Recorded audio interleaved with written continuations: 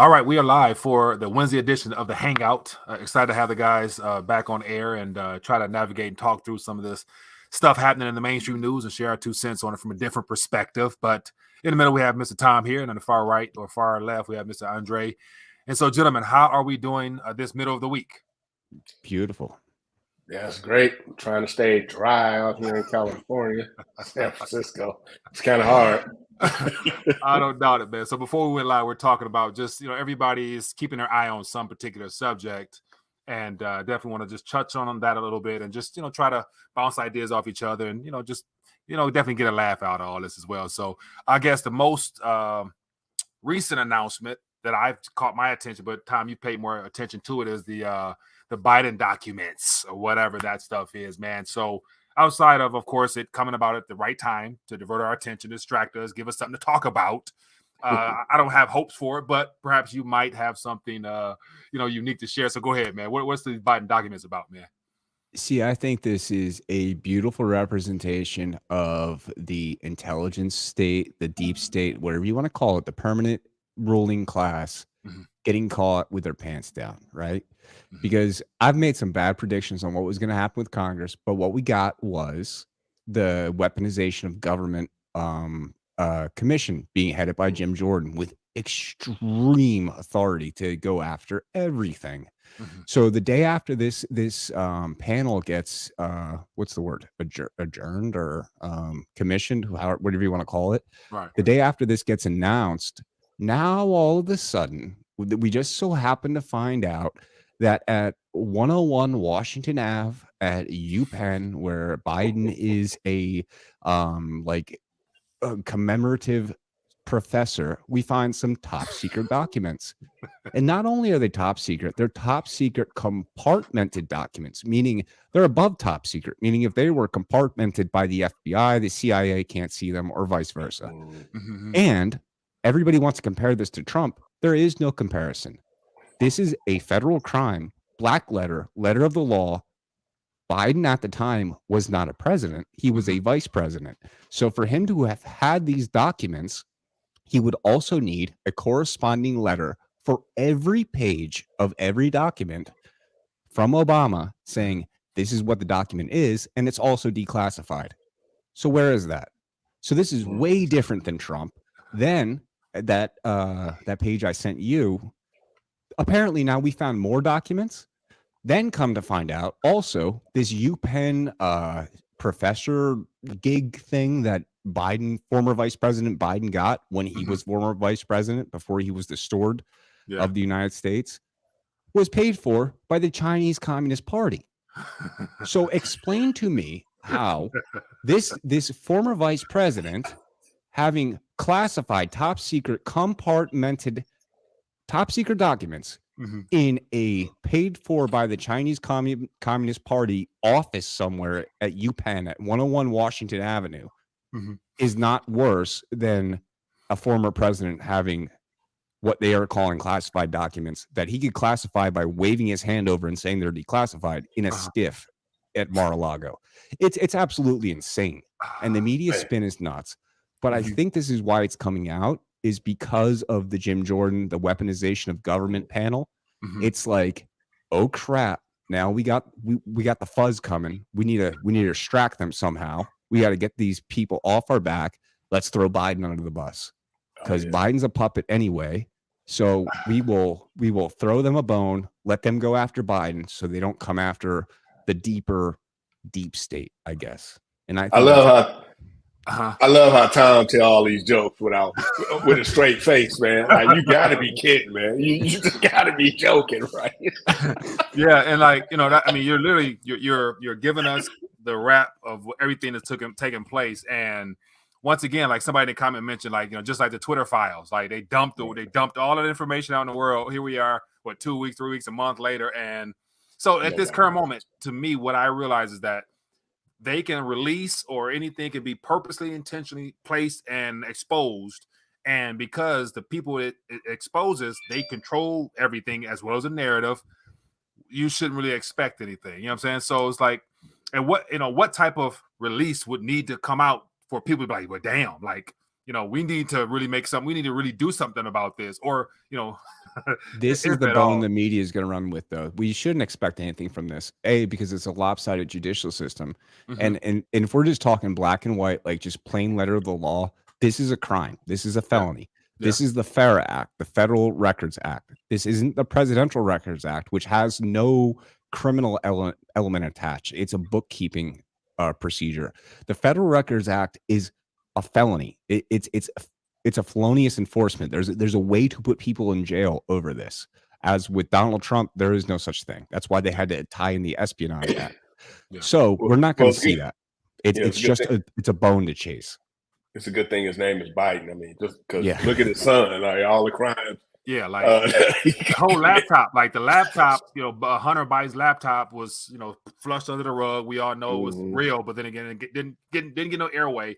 It came out as legit. Now it's disappeared again. So, but out of curiosity, for you guys, can you name any political figures that was either still in office or freshly out of office that was a named figure that actually got tried and prosecuted for some type of crime that like really was like some treason type stuff that really mattered? Anybody come to mind?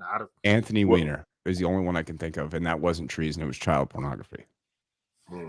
So was he sacrificed though? Because I mean that stuff usually doesn't happen unless you've been isolated and they want to disrupt you, like you were ratted out, because usually they protect their own. Andre might remember it better. I don't remember the specifics of Weiner. I don't remember anyone who can directly fit that model, but this gives me opportunity to pay homage to who I consider the greatest politician of all time. That's Mayor Marion Barry. If you know, from Washington D.C. fame. Okay. The mayor who was caught with a crack pipe in a hotel room with a prostitute and got reelected. Just had to. You talk about politicians, it's hard to top Marion Barry, man. Like, I mean, this dude is on film with a prostitute smoking crack and got reelected. So that says a lot of what year? Yeah, or thereabouts. Hold on, I got. It was that 90s. Let me see here. So I found just, of course, I got to find some headlines. So let me see here. So Marion Barry says he never. He had the crack pipe. I say he smoked it. But he said, there it is. If ever in your career you have to say, I never smoked crack, you're in trouble. So it was 1990 FBI surveillance footage of him smoking crack pipe in a Vista Hotel in 1990. Yeah. And this says a lot about the American electorate, right? I mean, this guy got reelected. So you got Biden with a little laptop. You got photos, films. You got eyewitnesses. You got people who did business with him. What's that dude? Joey, the business guy. Joey, business guy. I know. Just come back. Anyway, I'm horrible with names, but he testified. Well, he gave an interview. Oh, Abolishing. Abolishing, Biden's the big guy. All this stuff, and guess what? So, like, nothing happened. So, I don't. He also said he wasn't going to cooperate with the national security system on these documents that we were just talking about.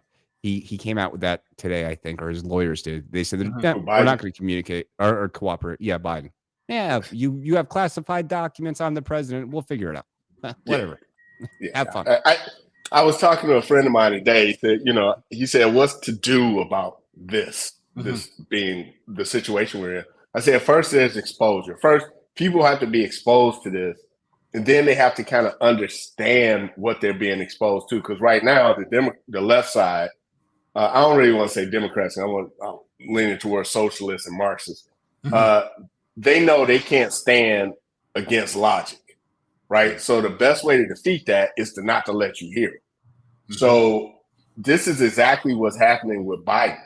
The only people who are talking about Biden's laptop are people on the right who don't watch CNN, who don't watch MSNBC, who don't, you know what I mean? So the people who do watch CNN, MSNBC, PBS, the BBC, they're not going to hear anything about Biden's laptop. They're probably this thing about Biden with classified documents that they'll probably say something for 7 seconds about that, like they did with the Twitter file. Yeah. So unless more and more people get exposed to this, it's just going to keep happening. I mean, let's look at how many people voted for Marion Barry knowing he was smoking crack in a hotel with a prostitute. And you know what? The 90s, though. That could have been why they voted for him. It was a That's wild true, too. But I mean, like, imagine, okay, so I'm not even, I was a lot younger, so I wasn't even, I heard about it, but wasn't aware of it. But think about this. Don't make me feel bad, Mike. No, it's all good. All political parties, they put forth their best foot.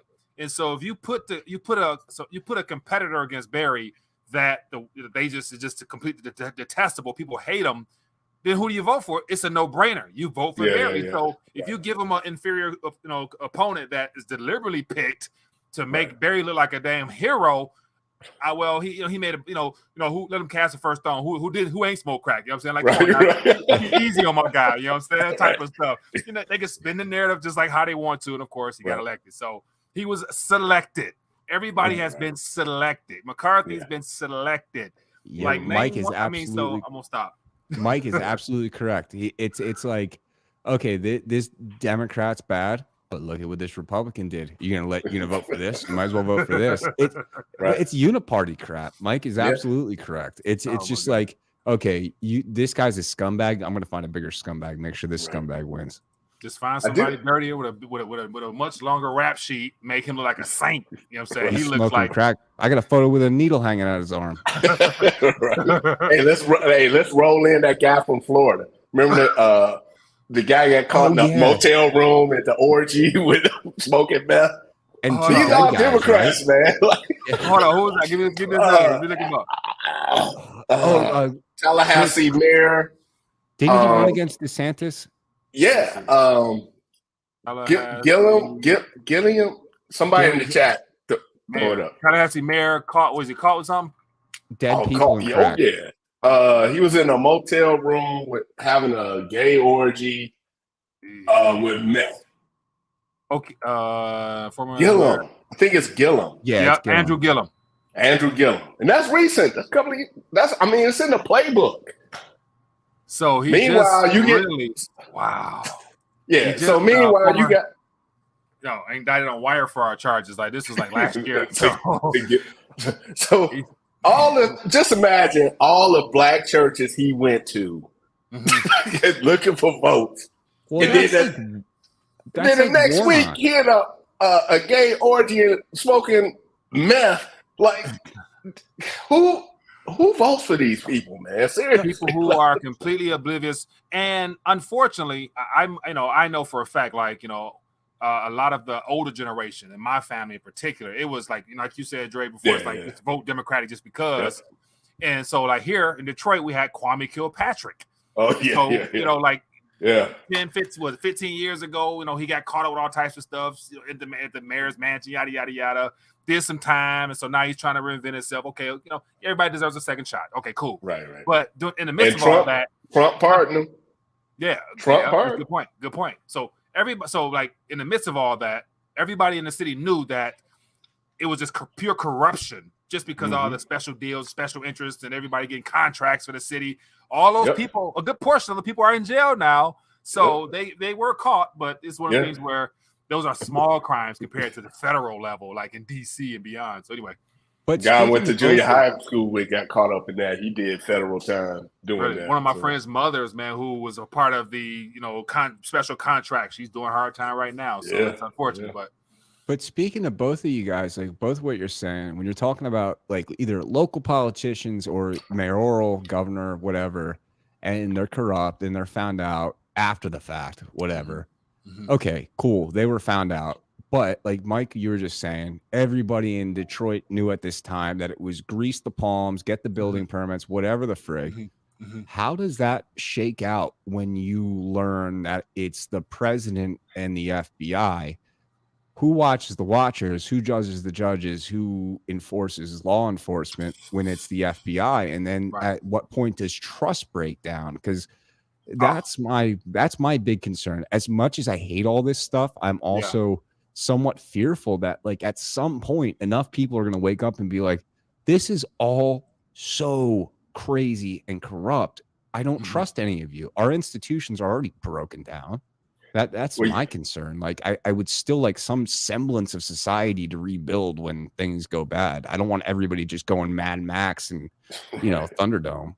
Well, Well, I think- unfortunately, I don't think nothing's happening no time soon. I'm not too confident in there being a real shakeout until it's obvious. And unfortunately, I don't think it's going to happen until people actually are in the midst of probably the most uncomfortable and painful situations that they've ever experienced. And at that point, they wake up and realize that, you know, it's nobody coming to save you, and you know you were being duped all along. Especially like what's going on with the health situation right now. A lot of people have woken up to the fact that, you know, I didn't really need to take 3, 4, 5 like they, you know, like they sold me. So I think the trust is breaking down, but will it be enough in time, and will it matter? So anyway, I think that NFL thing was important. I think that was a big important stepping stone. I feel terrible for that gentleman, but I think that was an important thing to put it in people's face. Like, yeah, look. Yeah, to at least bring it to people's attention, because like you said, Tom, last week, and you kind of painted a dark picture, like this thing has to basically be not destroyed, but not destroyed and built back up. Like there's a necessity to that. And I think you're right. Unfortunately, I think you're right. I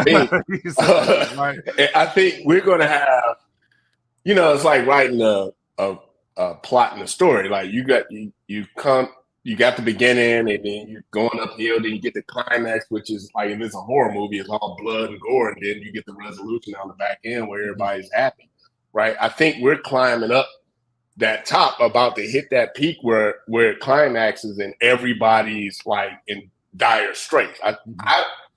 I was hoping I didn't get to live to see that part, because you can see it coming. Yeah, like I was hoping this would happen in like 50 years or like 60 years, but this is coming so fast. And I don't know if this is a good time to transition, but that AI chat thing I mentioned earlier is a part of that. Like, you know, you get to a point where human labor becomes irrelevant. Yeah. And of course, there'll be a time in the future where people will say, you know, 40 years ago, people used to work. Yeah. Now, you know, we ain't doing nothing. We chilling. Everything's gravy. But if you're in that transition phase, that's going to hurt a lot.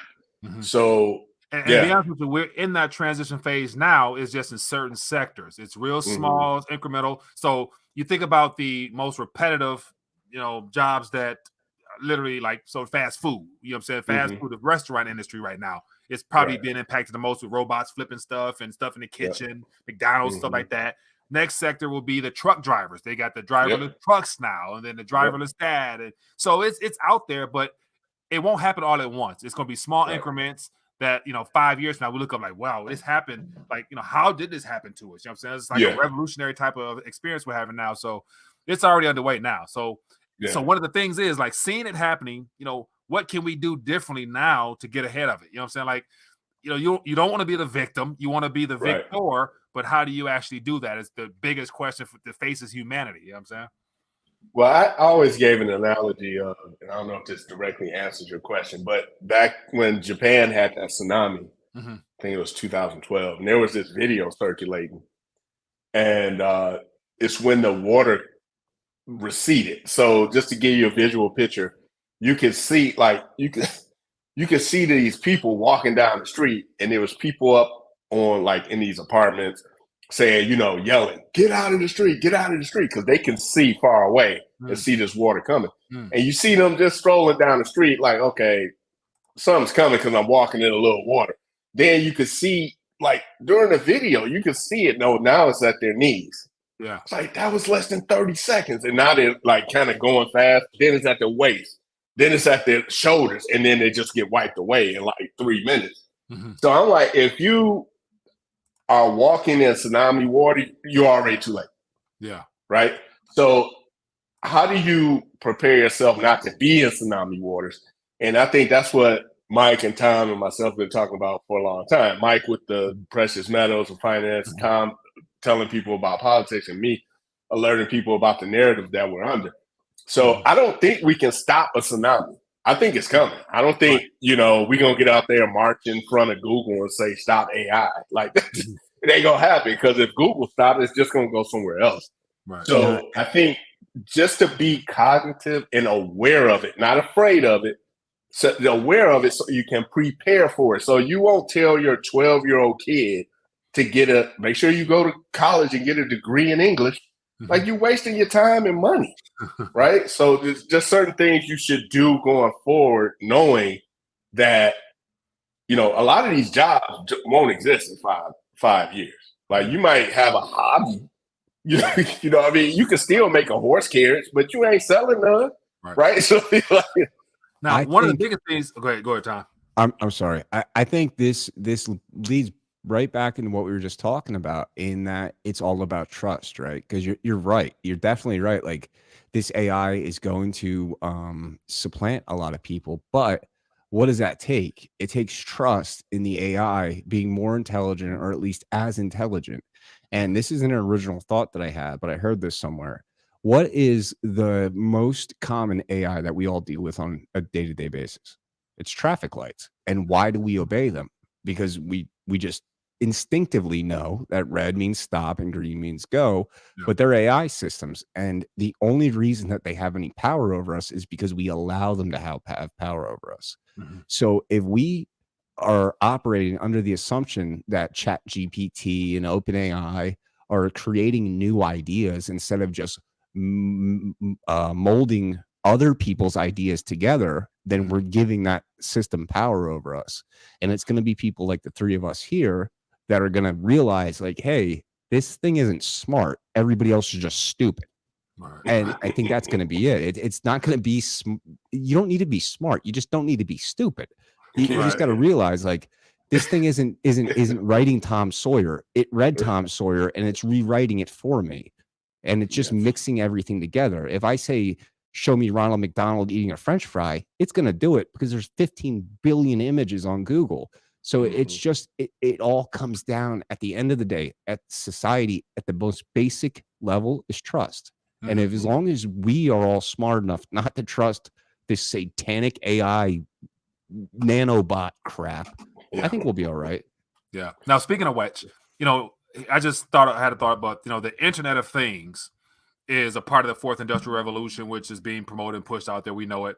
But the Internet of Things is the overarching technology that is feeding the AI machine learning models. I mean, it's all just software, but yet everybody, including us three in real time, we're always supplying these models data.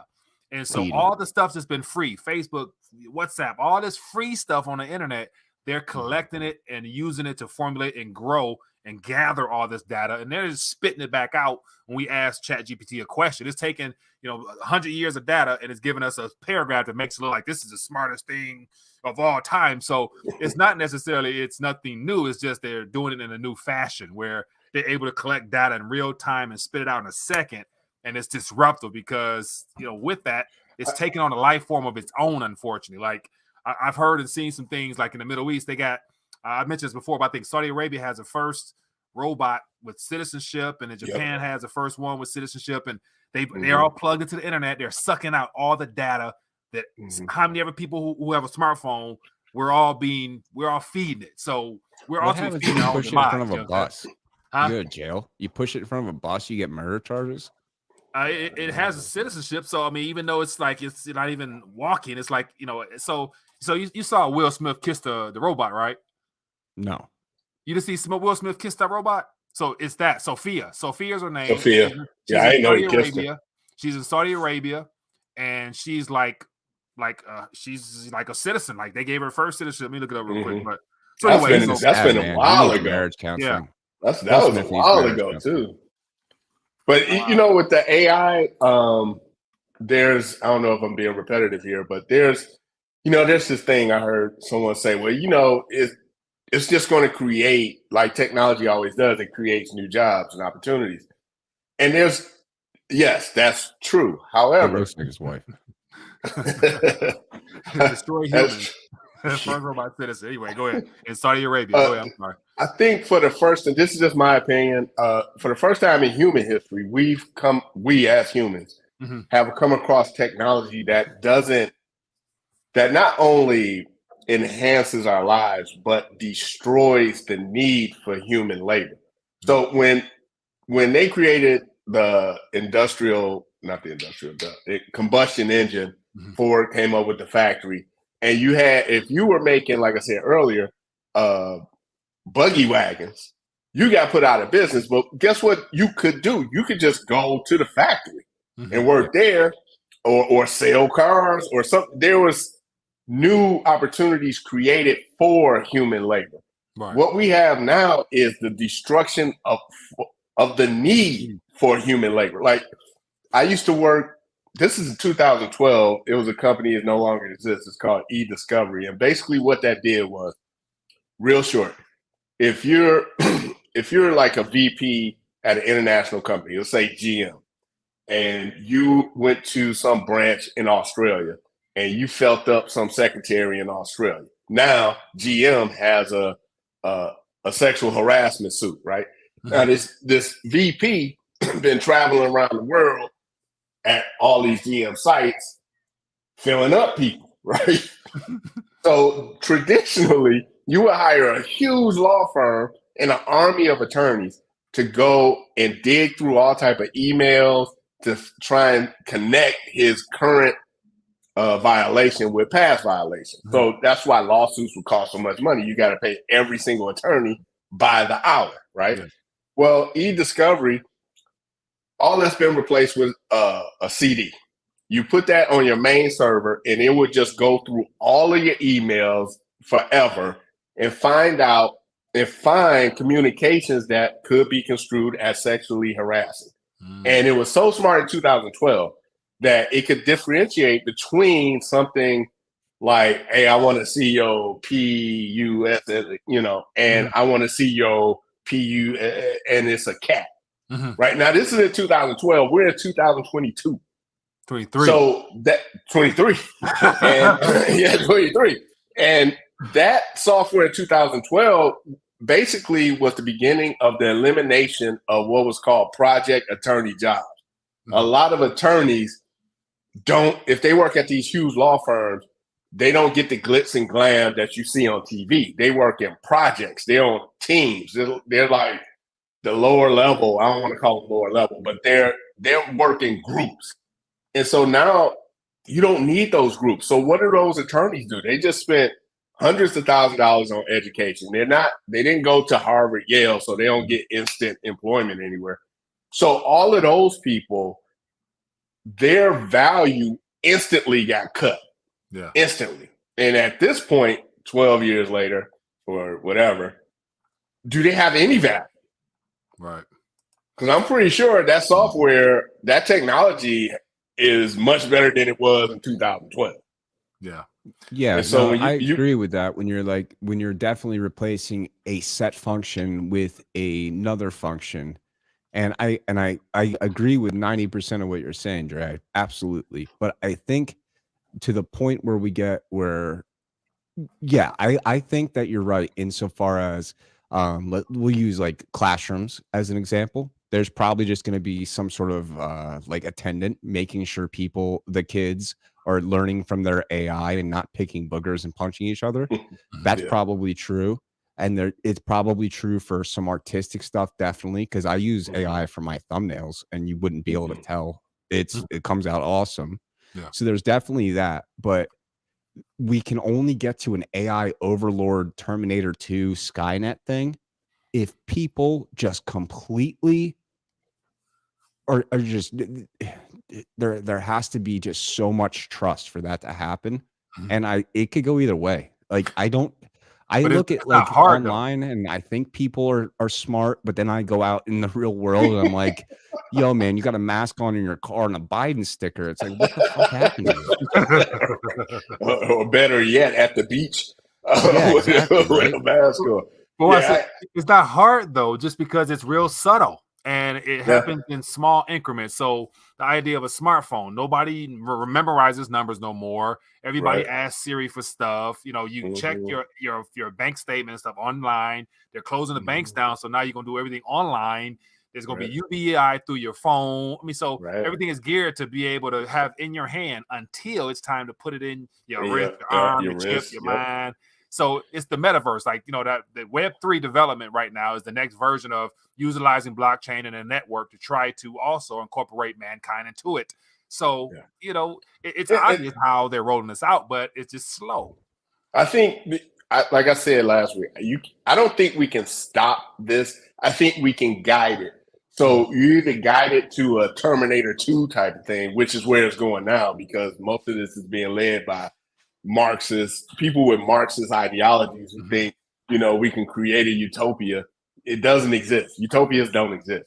Or you can guide it with ensuring that individual liberties and responsibilities are uh, rooted in this new reality. So when one day you wake up and the only people who really have jobs are people who do landscaping, plumbing, electricians, stuff you use your masseuse, chiropractic care. Other than that, if you got an analyst job, if you're a teacher, if you're a garbage truck driver, anything that could be, if you're a specialized surgeon, I mean, they're coming after your job with automation, and it's only a matter of time before it happens. So if you can do your job and ride out into the sunset and retire, that's great. But if you're 10 years old, right now you can go on this GPS thing, Chat GPT, whatever, and ask for a term paper on, the Civil War.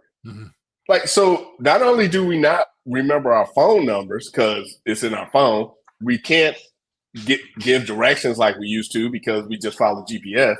Now you ain't gonna be able to think because you're relying on this computer to get you your term papers and analyze information. And they can Well, I change definitely agree with that. This is the end of innovation. We're done. We have hit the brick wall. We talked about this last time when a young person has the idea that everything that can be known is already known. No. Mystery is gone. It's done. There is no more innovation. Like the transhumanists, the globalists, they call this time period the end of history. And I agree with that because we are. Yeah. We're no longer, we're not in 2023. We're in 2020 part 4. Like this is just happening over and over and over again. And we're moving forward in this crazy, like we're not going up. We're just going sideways. It's very, very weird. Now, Dre, real quick, that Last of Us, what is that all about? Okay, so my big deal with this is for those who've gone to my channel, I had this basically nervous breakdown over The Last of Us Part 2 because The Last of Us 1 is, for the gamers in the chat or whatever, you probably know about this, but in my opinion, The Last of Us 1 is a video game. It was a game changer. It is the car to the horse and buggy. I mean, it is, and I'll try not to talk too much, but basically in 2012, I believe it came out. It had the best gameplay and the best graphics. And I'll circle this around to why this is important. And so that sold it on its own. But what made it a game changer was the story. So in my opinion, they wrote a story and built a hell of a game on it. And, I've had people at my house and when I'm playing this game and within the 15 minutes, there's a scene in there. I don't want to give too much away if people want to go see it. You have people crying or teary-eyed. And I'm playing a video game. And this level of character development, engagement, not just with shooting at a target, but caring about the characters and all this stuff. I was like, it's over for movies. Like, why would you go to a movie? This is a movie, and you're interacting with it. And you pay, what, 12, well, however much movies cost back then, 2012. You paid that, or you pay $50 for this game. And you can play it over and over. You get something new out of it every time. At a certain point, you won't, but you can play it 5 or 10 times, get new stuff out of it. So that's the background of the game. Now, this is why it relates to kind of what we talk about. You go through this whole game. The two main characters is a man. This a apocalyptic thing. Here's the theme, right? Everything's about zombies and viruses and stuff. But he has to go across the country with this little girl. And that you're playing this game, I think the game from beginning to end, I think 40 to 60 hours you're playing this thing. And at the end of that, you're like, okay, cool. But there's an additional game attached to like the CD, or if you got it in a digital package, it was a separate package. So it's like game A and then game 1 and then game 1A. And game 1A was very short. It was like 10 hours. And it's all about the second character, who's a little girl. Her name is Ellie. And in the second game, you find out that she, as an 11 or 12-year-old, is gay. Now, at the time, this is 2012. And I'm like, and I said it on my podcast, I still don't know how I feel about that. Like, I mean, you like fall in love with this girl, and her sexuality means nothing to you. Nothing. I mean, she's 11, 12-year-old, right? But then they throw in this side game. It's like her backstory type of thing. And you find out that she likes girls. Now, I'm like, okay, I don't know. I don't know. It was thrown at me. I felt old, like maybe like these new kids, like, you know, I'm kind of old to play games. Maybe they get it. I don't know. But then I thought about it. In the regular game, there's a character that comes into the lives of the main character. You deal with him, and he's pretty cool. He's, you know, funny. You like him. And at the end of his time on screen, so to speak, you find out he was gay. Now, But why? I don't know why he was gay, but he was. right. But it's just the fact that But his character is gay. I mean, but even during the game, right? After you find out he was gay, it was so what? They didn't throw it in your face like, hey, he's gay. Let's go out march for this guy. You know, he needs equal rights during this apocalypse. No, you just found out he lost his partner, and you like, damn, that's fucked up for him. Let's keep rolling, right? Yeah. Now, then you got The Last of Us Part 2, which is a video game. Now, before The Last of Us Part 2 came out, there was an announcement that there would be a movie, HBO series that's coming out on the 15th. So I'm like, yeah, this is going to be great. And then The Last of Us Part 2, the video game, comes out, I think just like 3 years ago, right around election time. And man, you talking about the biggest disappointment. It was this real big thing on the internet about how, you know, they threw a transgender person in the game. They, you know, they killed off the main character. It's basically like white men are horrible. We don't need them. The family structure is just they put out our get woke rid of all of that. It was woke. It was woke, extra cheese, extra large shape. And every woke thing you could put in there except for furries was in there. You had pregnant women going in the battle. You had this during the apocalypse, man. Like you had the transgender kid. You have a lesbian woman. So Ellie, who's the main character in the first one, she's an adult now. She's like 20. So you expect when you hear that there's a part 2 and this later, she's going to be an adult lesbian woman. Okay, whip-de-woo, whatever. But she has a girlfriend in The Last of Us Part 2, right? Okay. But the girlfriend just got out of a relationship with this dude. Okay. So she's bisexual. But then you find out on the adventure they're on that her girlfriend is pregnant with the dude's baby. And they got to go through this apocalyptic thing with this. I'm like, what the hell is this? I didn't buy this to watch General Hospital. This is what is this? So it looks like you got your money's worth. That's a Jerry Springer soap opera. They threw everything in there. So what I did was I made a prediction about The Last of Us HBO series, and I said they have a softball because it's about the first one. It's a softball. Stick to the script. Make sure you get some good actors. It's a slam dunk. Everybody loves that story. If you got some good graphics behind it, it's a slam dunk. Then I said, but you know what they're going to do? They're going to push this LGBTQ woke whatever, right? They got it. They gonna do it. You got So to. I- won't fail. Unfortunately. No, In this but era, here's the thing: go woke, go broke. Every time they do that, they fail. Mm-hmm. So there's 9. I just heard. I was looking for reviews. They gave the reviews.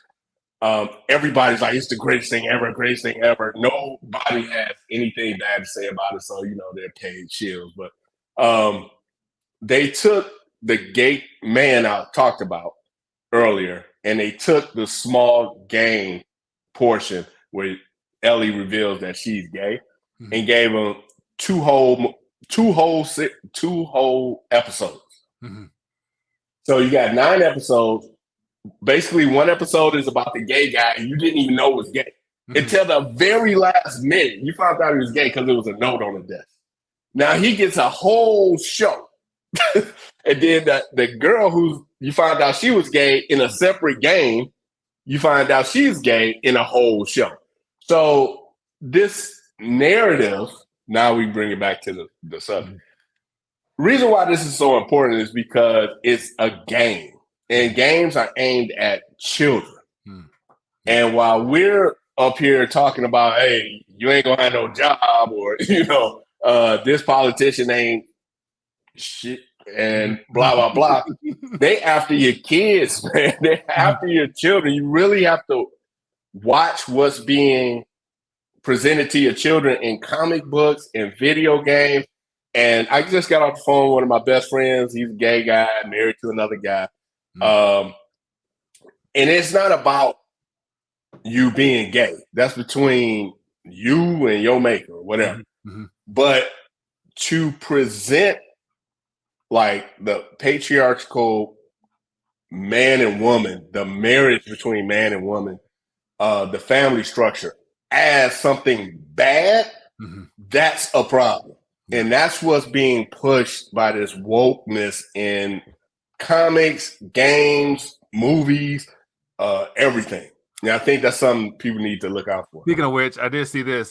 Somebody said the Joker from DC Comics is currently pregnant. I shared that with you. Okay. Yeah. So that stuff, like that level of stuff they've already planned to bring it into it. So it's just but then again, within the next year or two, it's going to be it runs the risk of being the norm, and everything prior to will be swept away, especially if a primary source of information comes from Chat GPT sources, because they're going to erase anything biblical, anything God-fearing, anything constitutional. Government is not. Government, they're going to say something like government is your master. Say we were never free. And 20 years from now, kids be like, like we were always slaves. Yeah, we always been. We pay taxes. So speaking of which, let's switch gears a little bit. I want to get your guys' thoughts on the House of Representatives, low key saying that we don't really have to pay taxes. It's just not official yet. But what are your guys' thoughts on the abolishing IRS tax? I thought, and you might know better, but I'm pretty sure the income tax was always supposed to be temporary. I know that's true. And I believe it's somehow tied to the 13th Amendment. I off the top of my head, I this could all be wrong. But so this is never going to happen, clearly. Because if this were to somehow theoretically pass, the country collapses. We have way too much bloated crap, too many federal employees. There are certain programs that are running right now that people rely on that would just stop, and that's bad. So we are in like a catch-22 where yes, this is awesome. I would love to see it happen, but at the same time, in a realistic sort of way, if this were to happen, oh God. Bar the door. This is the Republican Freedom Caucus playing political games, and I'm all for it because this is what the Democrats do all the time. So now the Democrats are going to be forced to vote in favor of keeping the IRS. Taxes. Yep. And they're going to be forced to, I think, Mike, on your show, you were talking about they also threw in audit the Fed. Yeah. So they're going to be forced to vote not to audit the Fed. But going back to the IRS, I'm pretty sure I think I've heard somewhere, maybe even law school, there is no law that you have to pay the IRS. Because when the IRS first came about, the only people who paid it was very few. It was a minute percentage of people who actually paid income tax. No, you're Right. correct. And You then it don't have just to- kept expanding, where now, people in the uterus got to pay income tax, basically. So It's not illegal to owe taxes. You could owe as many taxes as possible as long as you're not lying about what you owe. I believe, like Dre is saying, it is not illegal to owe taxes. It is illegal to lie about the money you're making.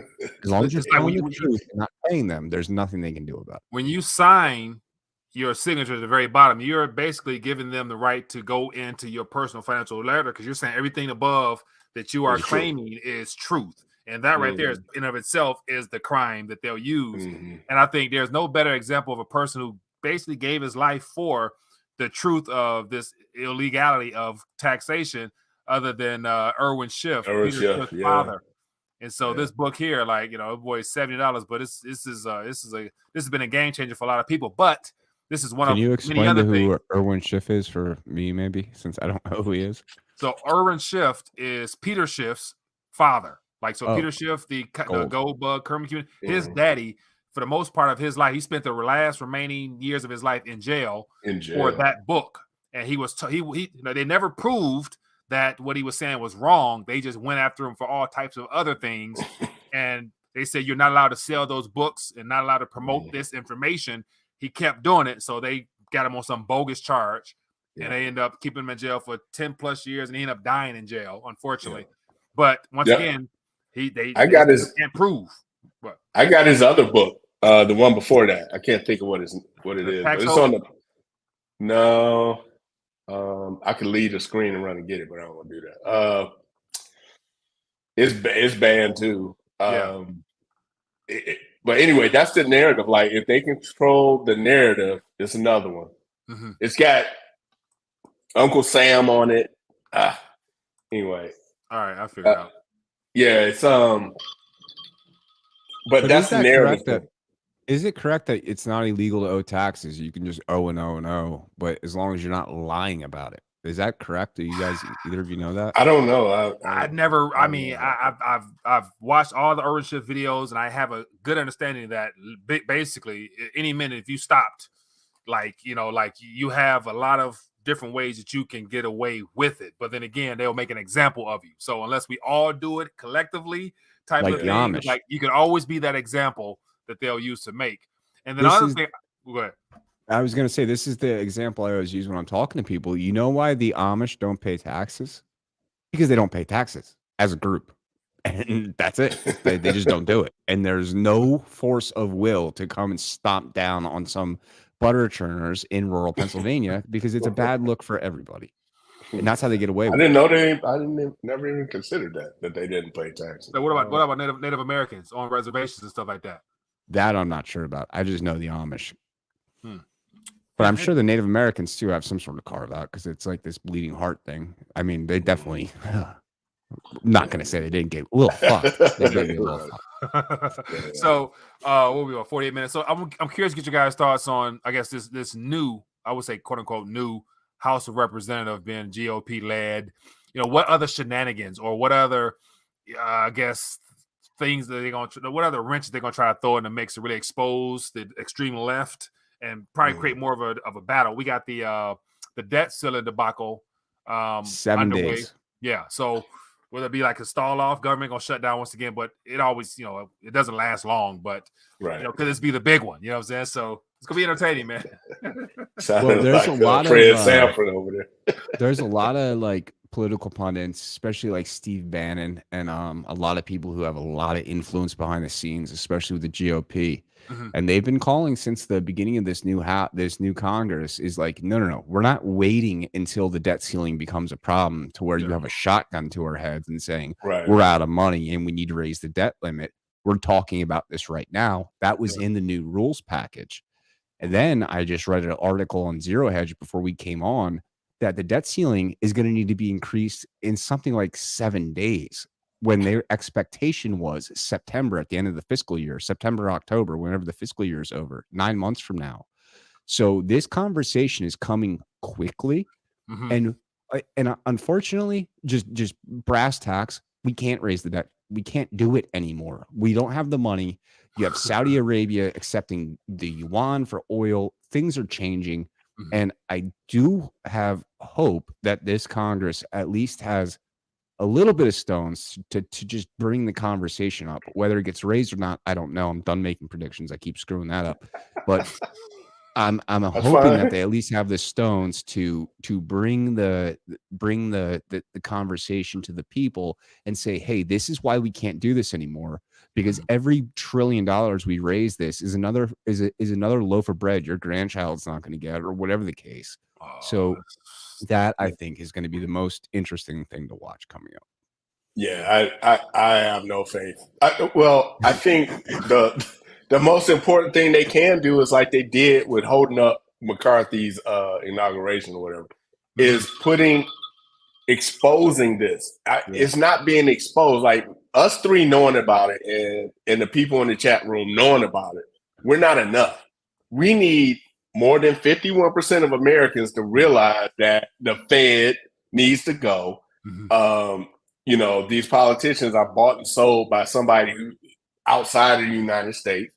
Until more people realize that, until Americans grab hold of the narrative, so to speak, I mean, it's going to be the same old thing. Now, speaking of prediction, here's one that's crazy, but I thought about it the other day. We kind of mentioned this earlier about Biden, right? How do we get rid of Biden and put in Harris, right? And why would you want to do that? Well, look at the defense mechanism you have if you have President Harris. Tom, I dare you to complain about President Harris, because as soon as you do, I'm going to call you a racist. Then I'm going to call you a misogynist. And then I'm going to have my press secretary, who's also Black, African-American, whatever. You got to go through her, and she's a part of the LGBTQ community. So you don't want to touch that, right? So you can't do that. So if you have President Harris at the forefront and you don't kick Biden to the curb, he ain't gonna know no difference anyway. You can usher in all type of executive orders for the World Economic Forum, and who's going? Too late. Package right? it up. So for the first time in my life, I really want Biden to stay in office. Yes. At least you can attack Biden, like you dumb ass old blah blah blah. Ain't nobody gonna call you nothing. Like what I mean? He has no defense. He's an old white man. So nobody. The value of that is going down every day with this woke. Well, so, Andre, if you didn't vote for him, you ain't Black. At least that's what he said. Yeah, I know. Hey, I ain't been. According to some people, I ain't been Black for a long time. And that's because I ain't got no illegitimate kids. I got education. You know what I mean? I can't say I've never been to jail. I've been to jail. And Mike could get a kick out of this. This is like what Farmington Hills is? I mean, Farmington. Yeah. Farmington. There's a little town that's like 4 blocks wide by 4 blocks long. It's Oak Hill or something. Anyway, I had some, I shouldn't be telling this story, but I got arrested for bad plates, taken to jail during a Pistons championship game. Called my stepdad, said, "Hey, I'm in jail. Can you come get me?" He said, "I'll get you after the game is over." The cops felt so bad for me. They ain't closed the jail anyway. The thing was open, right? I can come and go as I want. But the lady there, she gave me a plate of brownies and some milk, man. She was like, "Oh, that's just sad." So I sat in jail watching the Pistons game. And I was at Oak. Anyway, it's next to Farm. I've never heard of it, man. Yeah, you just fly straight through it. You'll never know. It's right on Woodward. You just fly straight through it. It's like 4 blocks by 4 blocks. Oh, man. Anyway, well, that's my prediction. Let's get ready to wind it down, man. As always, it's good. Got some good laughs. It's just good to hang out and just, talk and, get caught up to speed on a variety of subjects that I'm not able to focus on myself, especially political realm as well as social events, things like that. So appreciate you guys. And I also want to make sure everybody's aware, just where you go find everybody at. The Coming Conflict is on Rumble. Go check them out. Then we got Andre, the Broke Capitalist, on YouTube. Go check them out. And also, I want to definitely make sure I plug up. Oops, we're on one. Let me find your book. Where's the book at? Mr. Andre is an author, so whenever I find that book, give me 1 second here. I'll definitely put it on the screen here. Let me. No, I'll put it on here. Let me see if I can find it. Now I gotta find it, Dre. It's in the chat. I did put it on here, but I'll put it in the video description because it was up here. But It's on Audible too. Yeah, it's on Audible. Let me get it real quick. I want to definitely do my. Well, this one is I got a couple of books out there, and this one is the title is "Things I Wish I'd Learned in February." Right, and it's hard to find on YouTube. I mean, on Amazon, it's buried deep. I typed in the title and my name, and it didn't come up. So on my channel, on my YouTube channel, I just put the link in there, man. So it's sad. It's bad. It's bad is what it is. Because basically, I wanted to present. I was calling Black History Month Black Victimization Month because that's all you learn about was like how bad Black folks had it. So I wanted to give an alternate story there, give some not alternate facts, but facts you don't hear about that totally put the narrative like on blast, so to speak. Some really good stuff, pictures in there as well. Hey, it's Black History Month coming up. Get one, buy one for your friend. And it's about 60 something, 70 something pages. Change your life, all that stuff. Good stuff. Good stuff. All right, man. Well, gentlemen, as always, good to connect with you. Appreciate everybody for hanging out with us. Hit that thumbs up button. Go check out these gentlemen, and as well as just continue to keep your head up, stay prayed up, and try to crack a smile amongst all this craziness. So, Yes, sir. But all right, gentlemen, be blessed, be safe. See you guys later. All right, peace.